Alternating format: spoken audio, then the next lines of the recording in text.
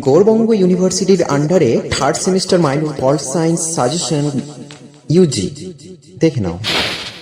Hello বন্ধুরা, আবার নিয়ে চলে এলাম গৌড়বঙ্গ ইউনিভার্সিটির আন্ডারে third semester minor pol science PLSMN03 যাদের এই সাবজেক্টটা রয়েছে তাদের জন্য আজকের এই বিস্ফোরক অঙ্ক। কি কি প্রশ্ন পরীক্ষার ঘরে দেখতে পাবেন তা আজকে কিন্তু আলোচনা করব। কেউ ভিডিও স্কিপ না করে প্রথম থেকে দেখাটাই একদম উত্তম। কেউ ভিডিও স্কিপ করবে না, সাবস্ক্রাইব করে আমার পরিবারের সদস্য হয়ে যাও, যেহেতু এই নিউ চ্যানেল তোমাদেরকে হেল্প করার জন্য আজকের এই ইউটিউব চ্যানেল খোলা। যাই হোক, কি কি পরীক্ষায় প্রশ্ন আসতে পারে third semester minor pol science, অর্থাৎ যে সমস্ত ছাত্রছাত্রীরা গৌড়বঙ্গ ইউনিভার্সিটির আন্ডারে যারা পড়াশোনা করছো, এবার যারা pol science minor third semester পরীক্ষা দিবে তাদের জন্য কিছু গুরুত্বপূর্ণ প্রশ্ন আমি সাজেশন নিয়ে চলে এলাম। পরীক্ষার রুমে প্রথম প্রশ্নই দেখতে পাবেন, সামাজিক সংস্কারে রাজা রামমোহন রায়ের অবদান কিভাবে ভারতীয় সমাজকে পরিবর্তন করেছে। এই প্রশ্নটাকে আবার ঘুরিয়েও দিতে পারে অনুরূপ প্রশ্ন, যেমন ধর্ম সংস্কারক ও সমাজ সংস্কারে রাজা রামমোহন রায়ের অবদান লেখো। এই মার্ক এটা 15 মার্কেও দিতে পারে বা 5 মার্কেও দিতে পারে।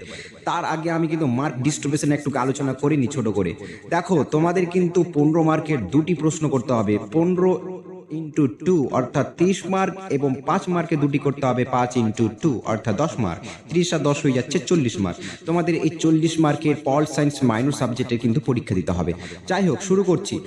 এই প্রশ্নটা ভালোভাবে গুরুত্ব দিয়ে সহকারে পড়বে ছাত্রছাত্রীরা। ধর্ম সংস্কারক ও সমাজ সংস্কারে রাজা রামমোহন রায়ের অবদান আলোচনা করো। এই প্রশ্নটা অবশ্যই করে যাবে, কারণ পরীক্ষার ফলে তোমাদের কিন্তু চোখের সামনে আসবে।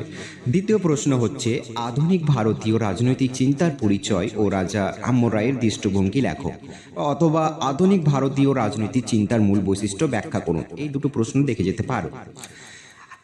3 নম্বর প্রশ্ন হচ্ছে, স্বামী বিবেকানন্দ দর্শন ও তার জাতীয়বাদের ধারণা ব্যাখ্যা করুন। এই প্রশ্নটা গুরুত্ব সহকারে পড়বে, এবার ভেরি ইম্পর্টেন্ট রয়েছে।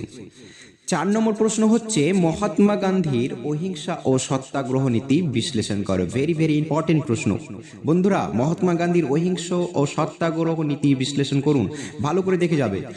গান্ধীর আদর্শ ভারত গঠনে কিভাবে ভূমিকা রেখেছে সেটাও ভালো করে দেখে যাবে। 6 নম্বর প্রশ্ন হচ্ছে, জওহরলাল নেহেরু সমাজতান্ত্রিক চিন্তাধারায় ব্যাখ্যা করুন। এই প্রশ্নটাও ভালোভাবে দেখে যাবে। 7 নম্বর যেটা প্রশ্ন রয়েছে, সংবিধান রচনার আম্বেদকরের অবদান কি। এই প্রশ্নটা আবার বলছি, সংবিধান রচনার আম্বেদকরের অবদান কি। এই প্রশ্নটা কিন্তু দেখেই যে বন্ধু, না হলে কিন্তু বসতে হবে। 8 নম্বর প্রশ্ন হচ্ছে, ভারতের স্বাধীনতা সংগ্রামে সুভাষচন্দ্র বসুর ভূমিকা কি ছিল। এই প্রশ্নটা দেখে যেতে তো হবেই, কারণ এই প্রশ্নটা কিন্তু তোমাদের পরীক্ষার হলে দেখতে পাবে, সেটা 5 মার্কেও দেখতে পাবে, অর্থাৎ 15 মার্কেও দেখা যেতে পারে।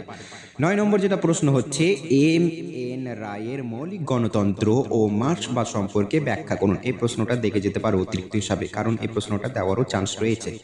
আমি কটা গুরুত্ব সহকারে বলছি তোমাদের, তোমরা কিন্তু এই প্রশ্নগুলো দেখে যেও। রাজা রামমোহন রায়ের অবদান, আরেকটি কথা হচ্ছে যেটা মহাত্মা গান্ধীর অহিংসা নীতিটি রয়েছে সেটা দেখে যেও, জওহরলাল নেহরুরটা দেখে যেও, আর সংবিধান রচনার আম্বেদকরের ভূমিকাটা দেখে যেও, আর সুভাষচন্দ্র বসুর।